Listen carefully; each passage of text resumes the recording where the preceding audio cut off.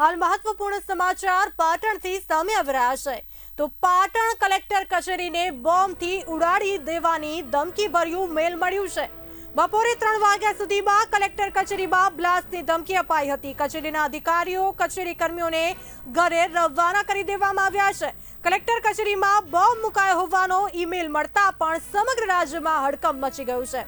ગંભીર પરિસ્થિતિને ધ્યાને લઈને તંત્ર પણ એલર્ટ બની ગયું છે। અહીં જિલ્લાની પોલીસ એસપી સહિત ડીસીબી સહિતની ટીમો જે છે ઘટના સ્થળે દોડી આવી છે। મહત્વપૂર્ણ સમાચાર પાટણથી સામે આવી રહ્યા છે, જેમાં પાટણ જિલ્લાના કલેક્ટર કચેરીના મેલ આઈડી પર બોમ્બ બ્લાસ્ટની ધમકી ભર્યો મેલ જે છે મળ્યો છે।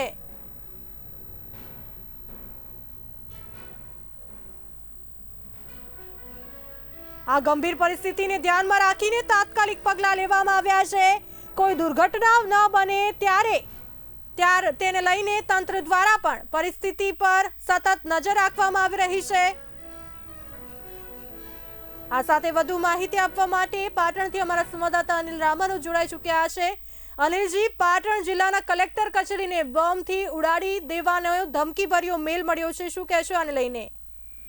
જી, પાટણ કલેક્ટરના ઈમેલ આઈડી પર 1:30 કલાકે એક ફેક આઈડી ઉપરથી કલેક્ટર કચેરીમાં બપોરના 3 વાગ્યાના સુધીમાં એક બ્લાસ્ટ થવાની શક્યતા હોવાની ધમકી વાળો એક મેલ મળતા જ કલેક્ટરે સમય સૂચકતા વાપરી કલેક્ટર કચેરીમાં કામ કરતા તમામ કર્મચારીઓને તાત્કાલિક કચેરીની બહાર જતા રહેવા સૂચના આપવામાં આવી હતી।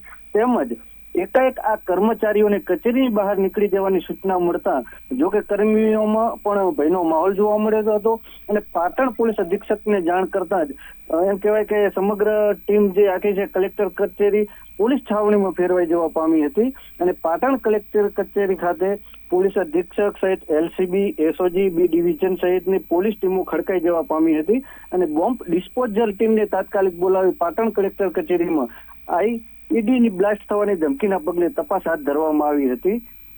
જી અનિલજી, જે પ્રમાણે આ ઈમેલ મળ્યો છે ત્યારે કલેક્ટરે સમય સૂચકતા વાપરીને તાત્કાલિક જે છે તમામ કર્મચારીઓને કચેરી ખાલી કરવાની સૂચના આપી છે અને કર્મચારીઓ પણ બહાર આવી ગયા છે।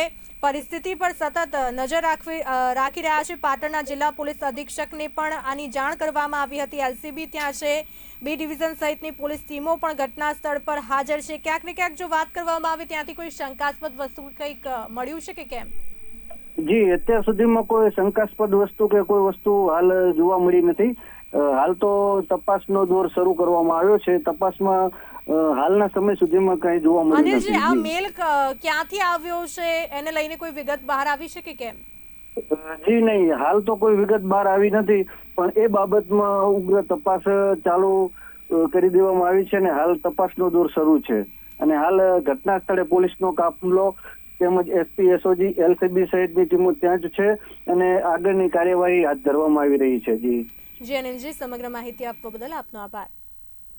તો કલેક્ટરે સમય સૂચકતા વાપરીને તાત્કાલિક તમામ કર્મચારીઓને કચેરી ખાલી કરવાની સૂચના પણ આપી દીધી હતી। કર્મચારીઓમાં પણ ભયનો માહોલ છવાઈ ગયો હતો। તેઓ તાત્કાલિક કચેરીની બહાર દોડી આવ્યા હતા। સાથે કલેક્ટર કચેરીની આસપાસની સુરક્ષા જે છે વધારી દેવામાં આવી છે। આ ઘટના અંગે જાણ થતાં જ પાટણ જિલ્લા પોલીસ અધિક્ષકને કરવામાં આવી હતી। એલસીબી સહિતનો કાફલો સ્થળ પર હાજર છે અને આસપાસના વિસ્તારોમાં સઘન તપાસ કરવામાં આવી રહી છે।